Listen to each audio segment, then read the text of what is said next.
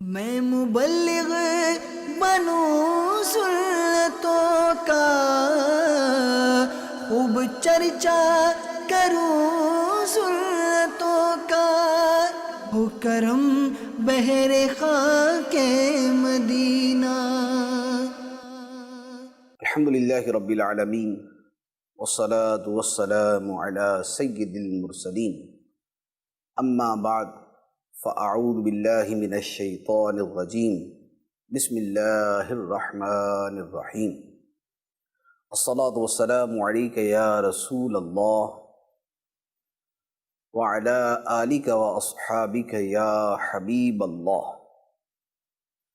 الصلاة والسلام علیک یا نبی اللہ وعلی آلک واصحابک یا نور اللہ۔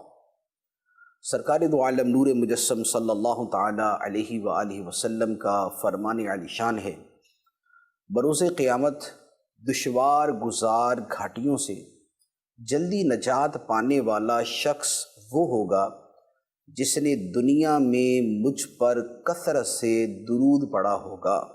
صلو علی الحبیب صلی اللہ تعالی علی محمد صلی اللہ علیہ وسلم۔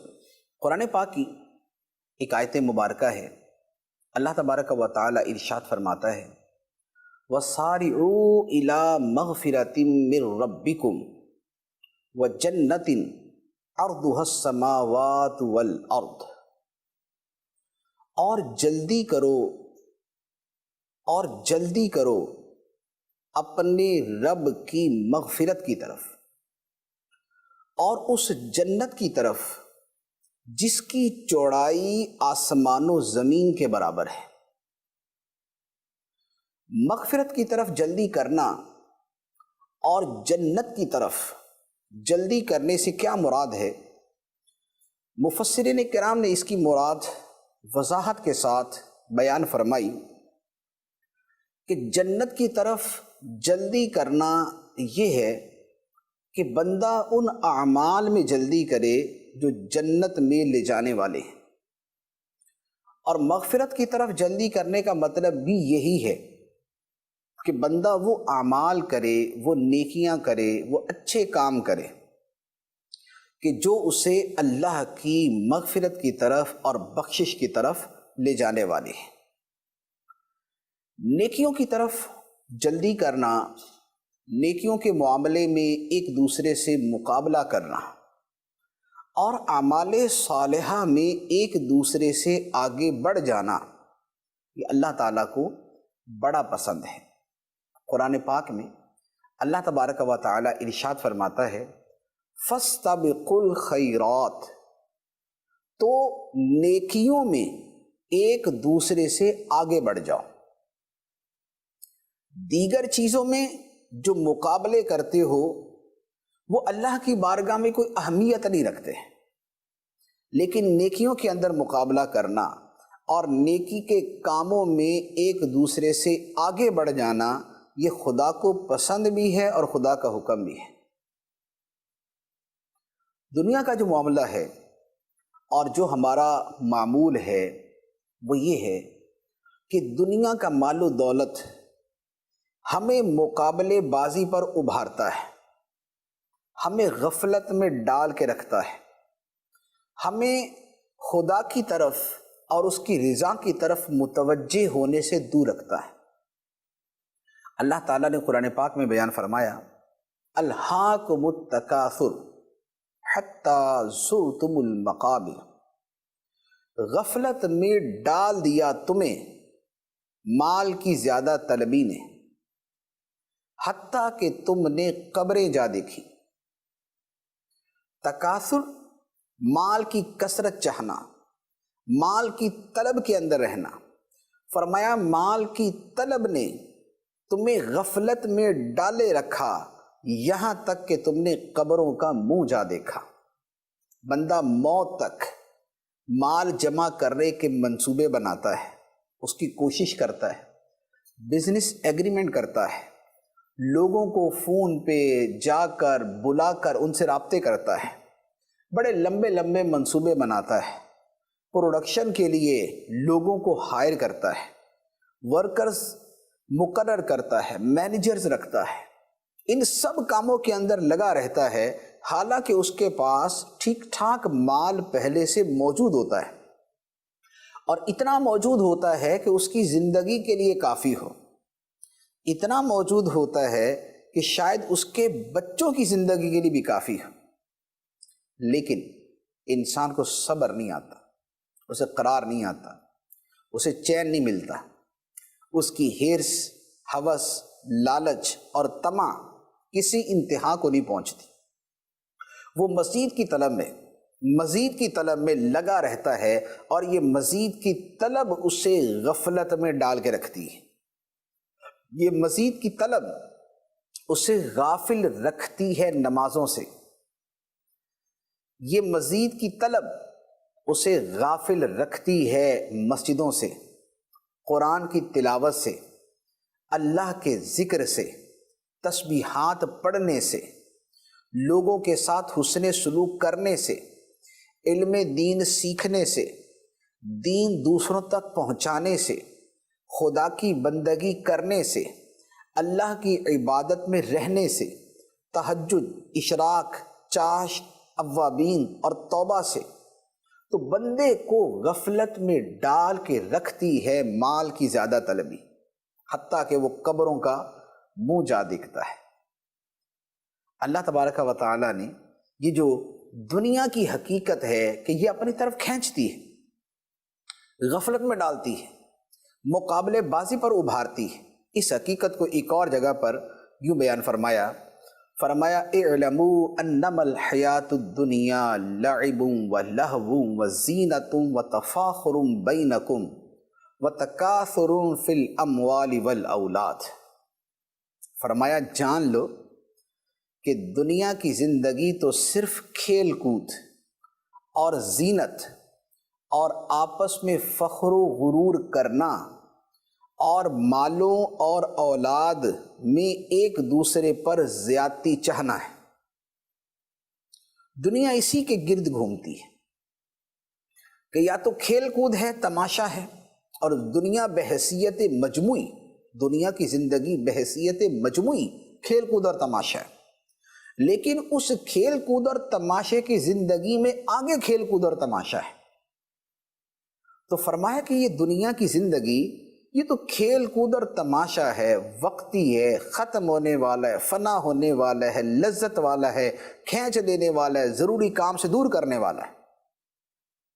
وزینۃ، اور زیب و زینت، سجی ہوئی چیز ہے، آراستہ، پیراستہ، مزین، بارونق نظر آنے والی چیز ہے، لیکن اس آبادی کے پیچھے ویرانی ہے، اس رونق کے پیچھے بے رونقی ہے، اس زینت کے پیچھے قباحت ہے، اس آراستگی اور پیراستگی کے پیچھے ایک بکھرا ہوا نظام ہے، ایک بکھری ہوئی صورتحال ہے جو انسان کے دل کی ہے۔ تو فرمایا کہ یہ دنیا کیا ہے؟ وزینۃ، زیب و زینت ہے، زیب و زینت اور چمک دمک ہمیشہ نہیں رہتی، زائل ہو جاتی ہے، ختم ہو جاتی ہے۔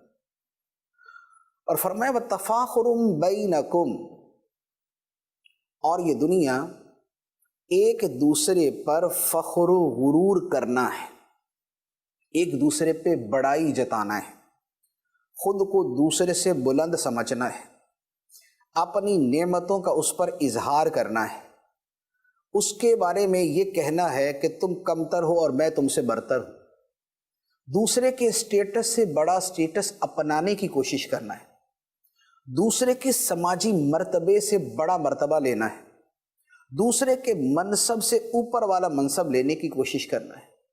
یہ آپس میں تفاخر ہے، فخر و غرور ہے، بڑائی ہے، کبھی نسب کے اندر، کبھی مال کے اندر، کبھی اولاد کے اندر، کبھی کسی شے میں بڑائی، کبھی کسی شے میں بڑائی، کبھی آواز کی بڑائی، کبھی حسن و جوانی کی بڑائی، مختلف انداز کی بڑائیاں ہیں جو انسان دوسروں پہ چاہتا ہے اور ظاہر کرتا ہے۔ اور مزید فرمایا وَالتَّكَاثُرٌ فِي الْأَمْوَالِ وَالْأَوْلَادِ، اور مالوں میں اور اولاد میں ایک دوسرے سے کثرت چاہنا ہے اور کثرت میں مقابلہ کرنا ہے۔ تو یہی ہوتا ہے کہ مال کی زیادہ طلبی ہوتی ہے، مال میں مقابلہ ہوتا ہے، ایک ملینرز ہے تو دوسرا بلینرز ہے، تیسرا اس سے اوپر جانے کی کوشش کرتا ہے۔ تو یہ جو ساری کا سارا سلسلہ ہے، یہ زندگی کی وہ زندہ حقیقت ہے جو اللہ تعالیٰ نے قرآن میں بیان فرمائی، اور یہ وہ حقیقت ہے کہ اگر آپ غور کریں تو آپ کو ایک بڑا دلچسپ اس کے اندر ایک نقطہ نظر آئے گا کہ قرآن پاک آج سے 1450 سال پہلے نازل ہوا۔ اب 1450 سال پہلے نازل ہوا، اور اللہ تعالیٰ نے اس وقت جو شے بیان فرمائی، آج کی زندگی کو اگر قرآن کی اس آیت کی روشنی میں دیکھیں تو آپ کو ایسے لگے گا کہ جیسے آج کے حالات کو سامنے رکھ کے خدا نے یہ بیان فرمایا۔ یہ ہے عالم الغیب والشہادہ کا نازل کردہ قرآن، تنزیل الکتاب من اللہ العزیز العلیم۔ یہ کتاب کا نازل کرنا کس کی طرف سے ہے؟ جو عزت والا ہے، جو غلبے والا ہے، جو علم والا ہے۔ اس علم والے نے دنیا کی اور زندگی کی ایک جو طویل عرصے کی حقیقت ہے، جو اس دنیا کے اعتبار سے ظاہراً دائمی حقیقت ہے، اس کو اللہ تعالیٰ نے قرآن کے اندر یہ بیان فرمایا۔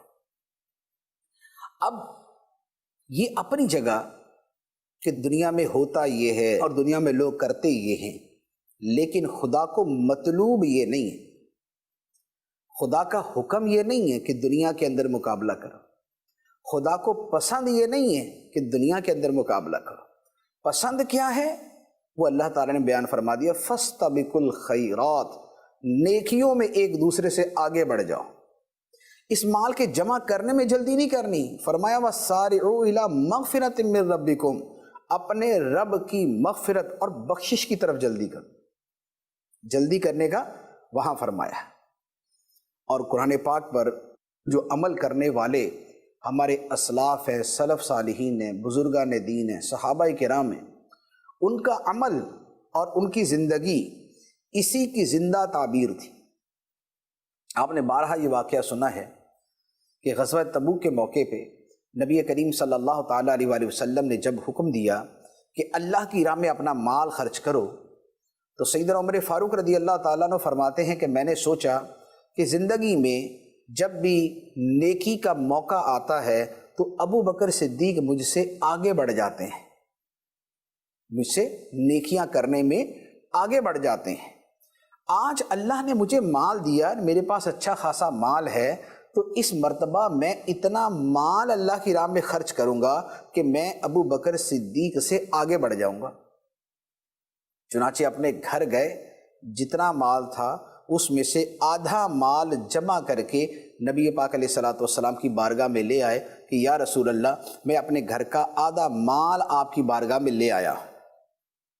نبی پاک صلی اللہ علیہ وآلہ وسلم نے فرمایا کہ جو تم لے آئے اللہ اس میں بھی برکت دے، اور جو تم چھوڑ آئے اللہ اس میں بھی برکت دے۔ اب فرماتے ہیں کہ یہ تو سیدنا عمر فاروق رضی اللہ تعالیٰ نے تو خوش ہوئے کہ الحمدللہ میں نے اللہ کی راہ میں اتنا مال دیا، اور مجھے امید ہے کہ ابو بکر صدیق رضی اللہ تعالیٰ عنہ سے زیادہ مال دیا۔ لیکن کیا دیکھتے ہیں کہ تھوڑی دیر میں صدیق اکبر رضی اللہ تعالیٰ عنہ حاضر بارگاہ ہو رہے ہیں، اور وہ اپنے گھر کا سارا سامان لے کر سرکار کی بارگاہ میں آ گئے، اور سارا سامان سرکار کو پیش کر دیا کہ یا رسول اللہ، آپ نے راہ خدا میں خرچ کرنے کی ترغیب دلائی تھی، میں اپنے گھر کا سارا سامان آپ کی بارگاہ میں لے آیا ہوں۔ نبی پاک صلی اللہ علیہ وآلہ وسلم نے فرمایا، اے ابو بکر، تم نے گھر والوں کے لیے کیا چھوڑا؟ جب سارا ادھر لے آئے تو گھر والوں کے لیے کیا چھوڑا؟ عرض کی، ابقیت لہم اللہ ورسولہ، گھر والوں کے لیے اللہ اور اللہ کے رسول کو چھوڑایا، ان کے لیے اللہ کافی، اللہ کا رسول کافی۔ عمر فاروق رضی اللہ تعالیٰ عنہ فرماتے ہیں کہ میں جان گیا کہ میں کبھی نیکیوں میں ابو بکر صدیق سے آگے نہیں بڑھ سکتا۔ لیکن جذبہ دیکھیں، یہ ان کا کہنا اپنی جگہ، لیکن جذبہ دیکھیں کہ جذبہ یہ تھا کہ میں نیکیوں میں صدیق اکبر رضی اللہ تعالیٰ عنہ سے آگے بڑھ جاؤں۔ لیکن وہی جذبہ صدیق اکبر رضی اللہ تعالیٰ عنہ کا بھی تھا، اور وہ آگے بڑھ گئے۔ تو یہ ہے نیکیوں کے اندر جلدی کرنا بھی، اور نیکیوں میں ایک دوسرے سے آگے بڑھنا بھی۔ ہمیں جو اپنی زندگی میں حاجت ہے، دنیا میں مقابلے کی حاجت نہیں، وہ ویسے ہی کر رہے ہوتے ہیں. ہمیں نیکیوں میں مقابلے کی حاجت ہے. دنیا کے معاملات کی طرف جلدی کرنے کی ہمیں حاجت نہیں ہے، وہ پہلے ہی کر رہے ہوتے ہیں. ہمیں نیکیوں کی طرف جلدی کرنے کی حاجت ہے. اور حقیقت یہ ہے کہ اگر چند ایک زندگی کے اصول سیٹ کر لیے جائیں تو اب یقین کریں ہماری دنیا بھی اچھی ہو جاتی ہے، ہماری آخرت بھی اچھی ہو جاتی ہے. دنیا اور آخرت کے حوالے سے یا دنیا اور دین کے حوالے سے ایک اصول اگر آپ سامنے رکھیں جو بزرگان دین نے بیان فرمایا ہے، وہ یہ ہے کہ دنیا کے معاملے میں مقابلہ نہیں کرو، بلکہ دنیا کے معاملے میں اپنے سے نیچے والے کو دیکھو. کہ اگر تمہارے پاس ایک گاڑی ہے تو دوسرے کے پاس تو گاڑی بھی نہیں ہے. اگر تمہارے پاس اپنا گھر ہے تو دوسرا تو کرائے پہ رہ رہا ہے. یہ نہ دیکھو کہ میرے پاس گھر ہے اور اس کے پاس بنگلہ ہے، میرے پاس چھوٹے لیول کی سستی گاڑی ہے اور اس کے پاس بڑی مہنگی گاڑی ہے. نہیں، فرمایا دنیا کے معاملے میں اپنے سے نیچے والے کو دیکھو کہ یار مجھے جتنا خدا نے دیا ہے کتنے لوگ ہیں کہ جن کے پاس مجھ سے بھی کم ہے. تو دنیا کے مقابلے میں نیچے والے کو دیکھو اور دین کے مقابلے میں اپنے سے اوپر والے کو دیکھو. یہ نہ سوچو کہ یار میں اگر اشراق میں فلاں بندہ تو کوئی نفل پڑھتا نہیں ہے، میں تو 2 پڑھ ہی لیتا ہوں. نہیں یار، میں 2 پڑھتا ہوں، وہ تو 4 پڑھتا ہے. میں صرف اشراق چاش پڑھتا ہوں، فلاں بندہ تو تہجد بھی پڑھتا ہے. میں جو ہے محض جو ہے وہ 2 نفل پڑھتا ہوں، وہ تو رات کو سونے سے پہلے 2 رکعت صلاۃ التوبہ بھی پڑھتا ہے.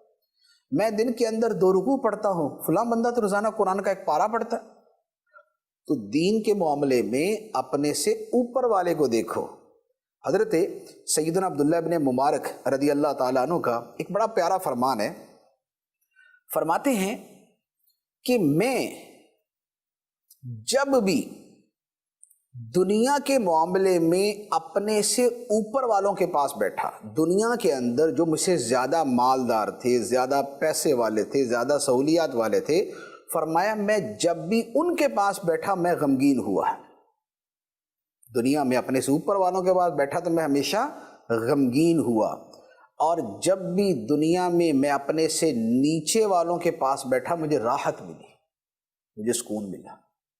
تو راحت اور سکون دنیا کا بھی اگر چاہیے تو اس کا طریقہ یہ ہے کہ دنیا والوں میں اپنے سے جو نیچے والے ہیں نظر ان پہ رکھی جائے. ورنہ دنیا کا معاملہ یہ ہے کہ اگر آپ اپنے سے اوپر والے پہ نظر رکھیں گے نا تو یقین کیجئے اس کی حد ہی نہیں.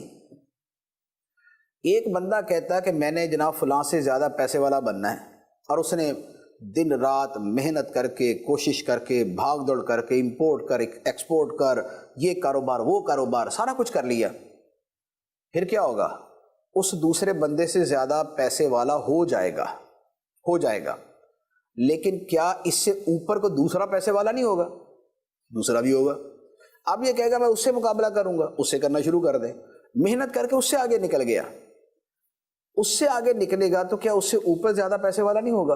کتنا پیسہ کمائے گا؟ اب یہ تو بڑا مشکل ہے کہ ہر بندہ محنت کر کے دنیا کا سب سے امیر ترین آدمی بن جائے، ایسا تو نہیں ہوتا.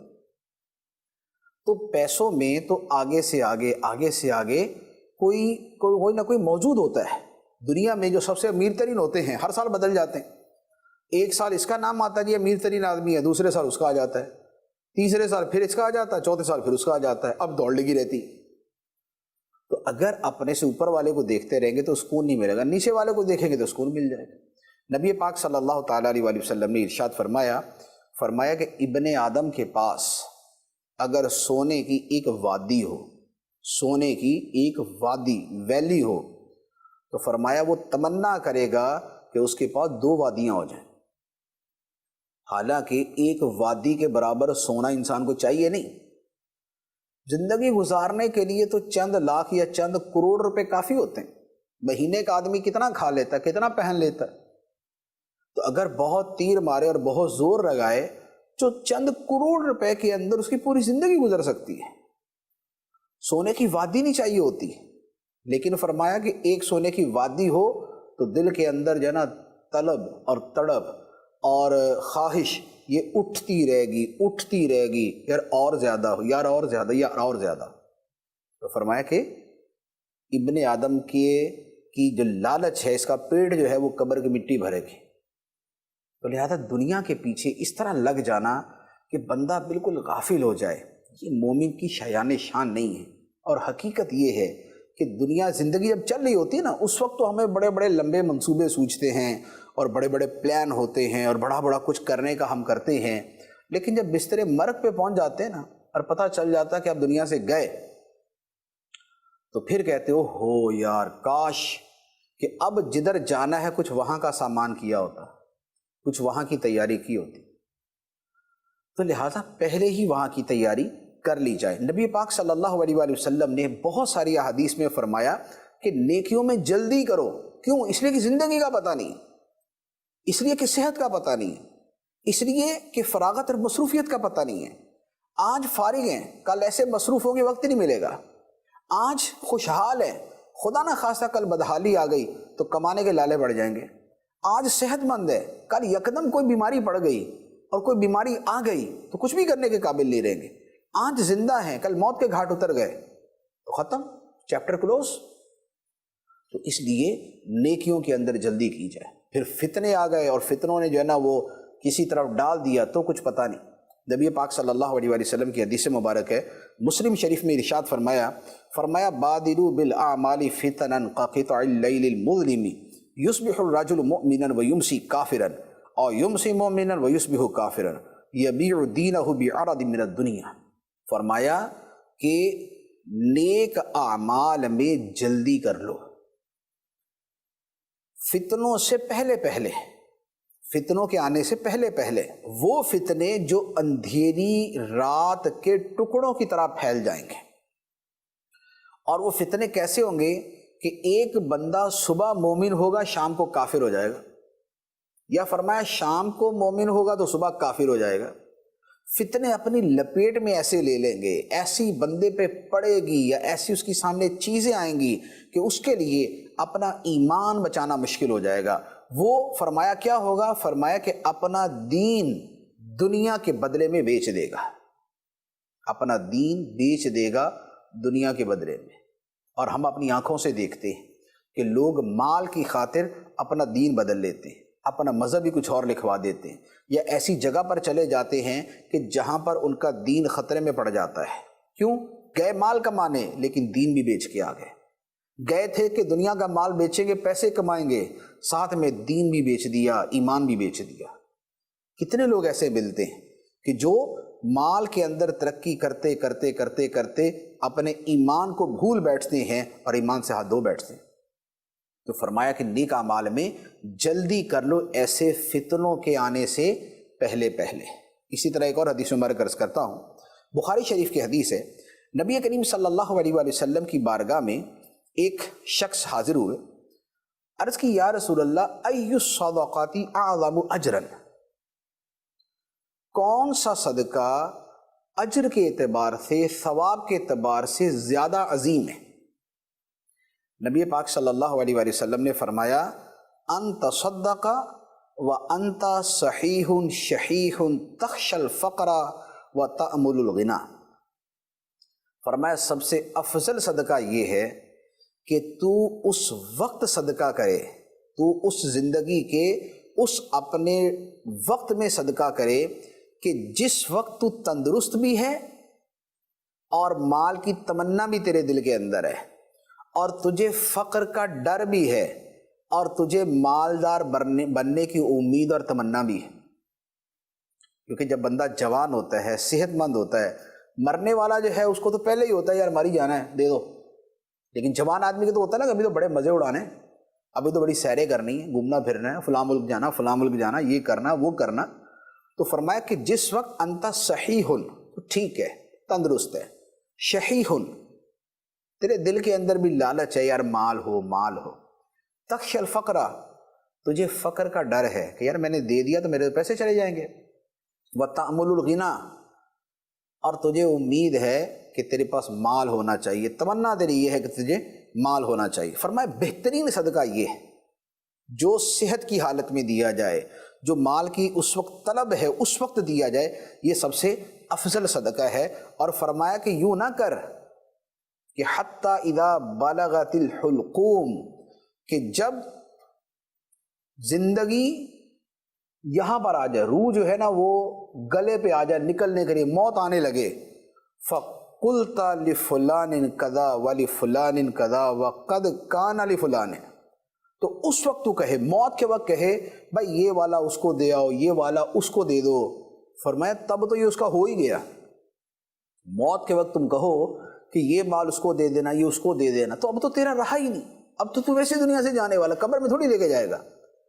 تو وقد کان لفلان، اب تو یہ فلاں کا ہو گیا، اب تو دوسروں کو مل ہی جانا ہے، تو اس وقت صدقہ کرو گے تو اس کا ثواب کم ہو جائے گا، اور وہ تو گویا جانے ہی والا تھا، جاتے جاتے تو نے بھی تھوڑا سا فائدہ اٹھا لیا، اگرچہ وہ بھی اچھا ہے، لیکن جب صحیح تھا، صحت مند تھا، جب مال کی تمنا تھی، طلب تھی، تجھے بھی ضرورت تھی، اس وقت کا جو خرچ کرنا ہے یہ سب سے زیادہ عظیم اجر والا ہے۔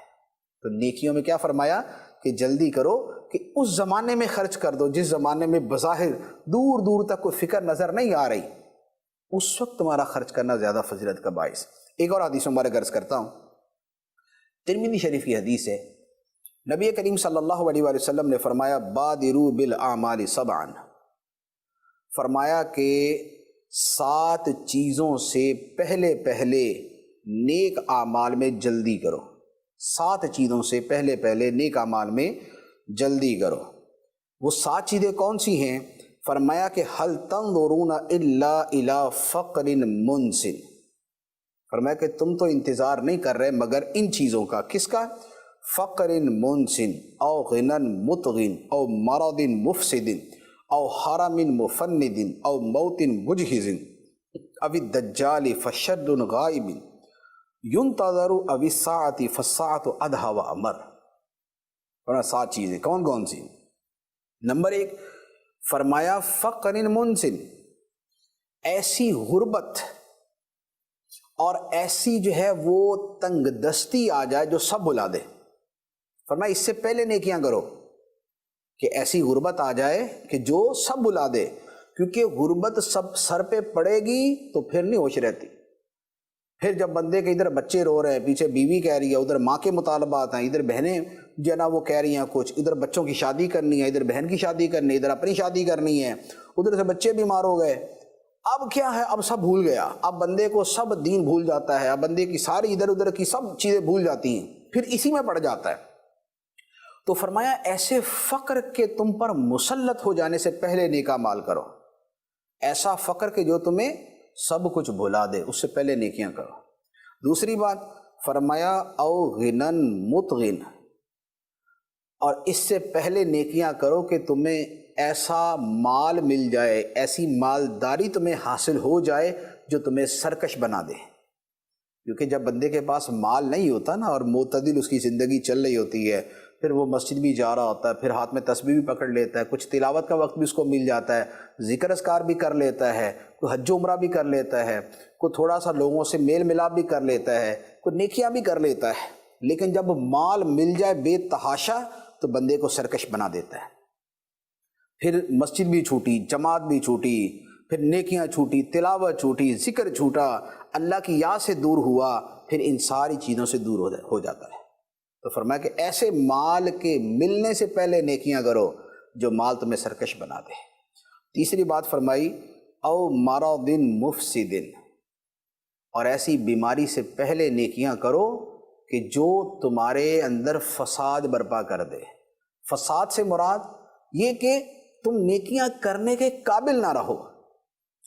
ایک بندہ جب بیمار ہوتا ہے تو اس کے کچھ کرنے کی جو صلاحیت ہے وہ ڈاؤن ہو جاتی، تو ایسا مرض، ایسی بیماری کہ جس کے بعد بستر میں بیٹھے یا لیٹے تم ہائے ہائے کر رہے ہو، نہ تمہارا تلاوت کرنے کو دل کرے، نہ تمہارا ذکر کرنے کو دل کرے، نہ تم نفلی روزہ رکھ سکو، نہ تم نمازیں پوری طرح پڑھ سکو، نہ تم اور اپنے معمولات سر انجام دے سکو، تو ایسی بیماری میں نہ پڑ جاؤ، اس سے پہلے پہلے نیکیاں کر لو۔ جب صحت ہے، جب جوانی ہے، جب ہمت ہے، جب بدن میں قوت ہے، طاقت ہے، اس وقت نیکیاں کرو۔ تو فرمایا ایسی بیماری سے پہلے نیکیاں کر لو۔ چوتھی بات ارشاد فرمائی او حرام مفند، یا ایسا بڑھاپا طاری ہو جائے جو عقل کو زائل کر دے. بڑھاپا آ گیا، دماغ سٹھیا گیا. اب دماغ سٹھیایا ہوا ہے تو ہر بندے سے لڑنے کو دوڑتے ہیں، کوئی دل ہی نہیں کرتا، طبیعت میں چڑچڑاپن ہے، بدن پہ راشا طاری ہے، ہاتھ کام نہیں کر رہے، چلنا پھرنا مشکل ہے، فجر میں وضو کے لیے اٹھنا مشکل ہے. تو فرمایا کہ عقل زائل کر دینے والے بڑھاپے سے پہلے نیکیاں کر لو. یہ ہو گئی 5. چھٹی یہ ہو گئی 4. 5ویں بات ارشاد فرمائی اور اس موت سے پہلے نیکیاں کر لو کہ جو تمہیں قبر میں اتارنے والی ہے، جو اچانک آنے والی ہے. واقعی موت کے بعد تو اثر نہیں، کچھ باقی نہیں رہتا. اور چھٹی بات ارشاد فرمائی کہ دجال کے آنے سے پہلے نیکیاں کر لو، کیونکہ دجال ایک شر ہے جو غائب ہے، جس کا انتظار ہے. دجال آئے گا تو وہ اپنے فتنے سے اور اپنے عالمگیر فتنے سے تباہی مچا دے گا، اتنے لوگوں کا ایمان برباد کر دے گا، اور مسلمان اور مومن اتنی مشکل کے اندر آ جائیں گے کہ ان کے لیے نیکیاں کرنا مشکل ہو جائے گا، ایمان بچانا مشکل ہو جائے گا. تو فرمایا اس سے پہلے نیکیاں کر لو. اور 7ویں بات ارشاد فرمائی ابھی قیامت کے آنے سے پہلے نیکیاں کر لو. اور فرمایا کہ جو قیامت ہے تو فرمایا کہ یہ سب سے شدید مصائب والی اور سب سے زیادہ کڑوی ہے، تلخ اور ترش ہے.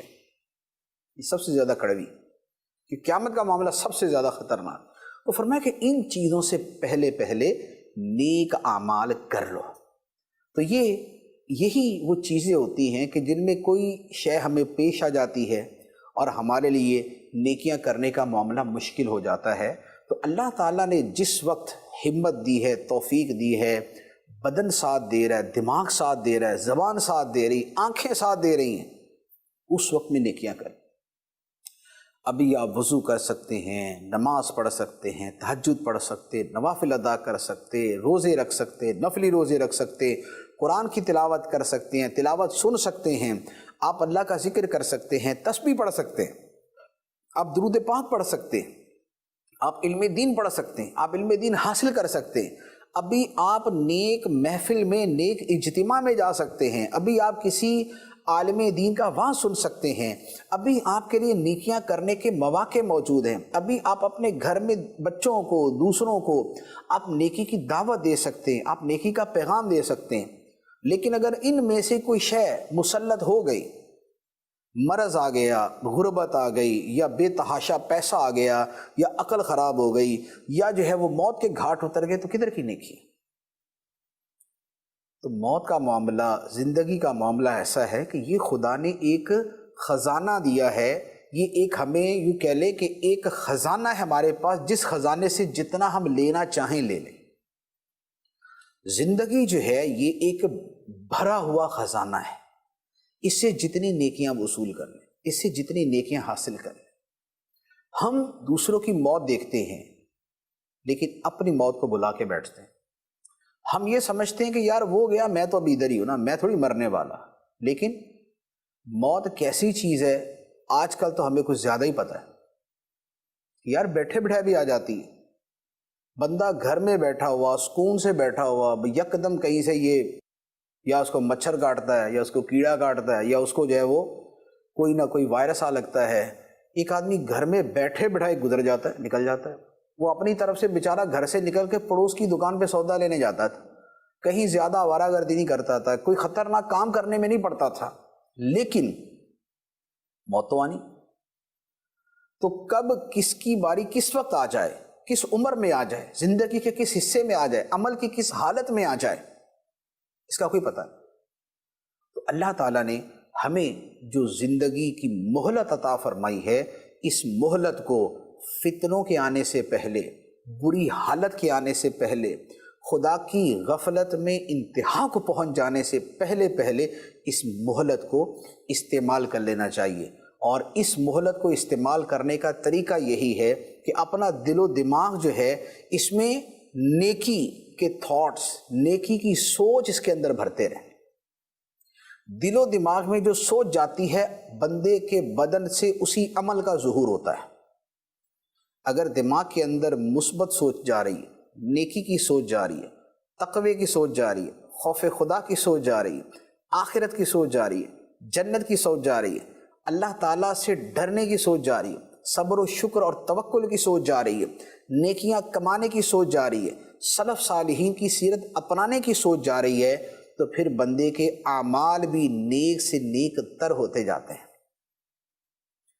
اور الحمدللہ اللہ تعالیٰ کا کروڑ کروڑ شکر ہے کہ دعوت اسلامی کا مدنی ماحول ہمیں اللہ تعالیٰ نے ایک ایسا جو ہے وہ خزانہ عطا فرمایا ہے کہ جس میں یہ پازیٹیو تھاٹس جو ہیں یہ ہمارے اندر اترتی جاتی ہیں۔ کبھی ہم بیان سنتے ہیں، کبھی ہم قافلے میں جاتے ہیں، کبھی مدنی قافلے میں سفر کرتے ہیں، کبھی مدنی انعامات جو ہے وہ اس کا کارڈ پر کرتے ہیں، کبھی ہم مدنی چینل دیکھتے ہیں، کبھی ہم اپنے مبلغین کے ساتھ سفر کرتے ہیں، ان کی صحبت میں بیٹھتے ہیں، کبھی درس ہے، کبھی بیان ہے، کبھی ہفتہ وار اجتماع ہے، کبھی کوئی دوسری ایکٹیویٹی ہے۔ یہ ساری ایکٹیویٹیز جو ہے یہ ہمارے دماغ کے اندر مثبت سوچ کو فیڈ کرتی ہے، یہ مثبت سوچ کو فیڈ کرتی ہے، اور اس کے نتیجے میں ہمارا دل کرتا ہے یار نماز بھی پڑھیں، تہجد بھی پڑھیں، اللہ کا ذکر بھی کریں، ہم نیکیاں بھی کریں، اشراق و چاشت بھی پڑھیں، ہم ماں باپ کی خدمت بھی کریں، ہم پڑوسیوں اچھا سلوک بھی کریں، ہم اپنی اولاد کی تربیت بھی کریں، ہم حلال و حرام کی پرواہ بھی کریں، ہم حرام سے بچیں، حلال کمائیں، راہ خدا میں خرچ کریں، یتیم کے سر پہ ہاتھ پھیریں، بیواؤں کی مدد کریں، بوڑھوں کی خدمت کریں، بچوں پہ شفقت کریں، بڑوں کی عزت کریں۔ جب فیڈ بیک ہمارے دلوں کے اندر فیڈ یہ ہو رہا ہوتا ہے تو پھر ہمارا عمل بھی یہ ہوتا ہے، اور یہ الحمدللہ دعوت اسلامی کے مدنی ماحول کی برکت سے آپ کے اندر بڑی تیزی کے ساتھ یہ چیز آتی ہے۔ تو الحمدللہ ہمارا مدنی ماحول جو ہے یہ آپ کو انٹرنیٹ پر بھی میسر ہے، یا آپ کو مدنی چینل پر بھی میسر ہے، یا آپ کو سوشل میڈیا پر بھی اویلیبل ہے، یا آپ کو ویب سائٹس کے اوپر بھی ملے گا۔ یہ آپ کو جگہ جگہ پر، مساجد میں، جہاں نیکی کا جو نیکی کی یوں کہہ لیں کہ نیکی کی جو بھی رسی آپ کے ہاتھ میں آتی ہے اس کو تھام لیں، اور گناہوں کے کنویں میں گرنے سے اپنے آپ کو بچا لیں۔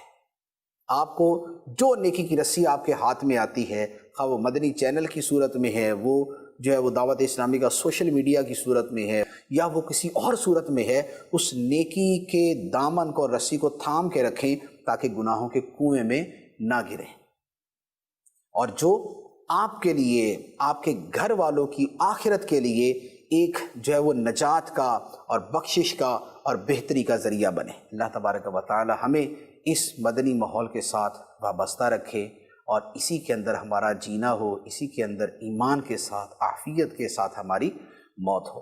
میں مبلغ بنوں سنتوں کا،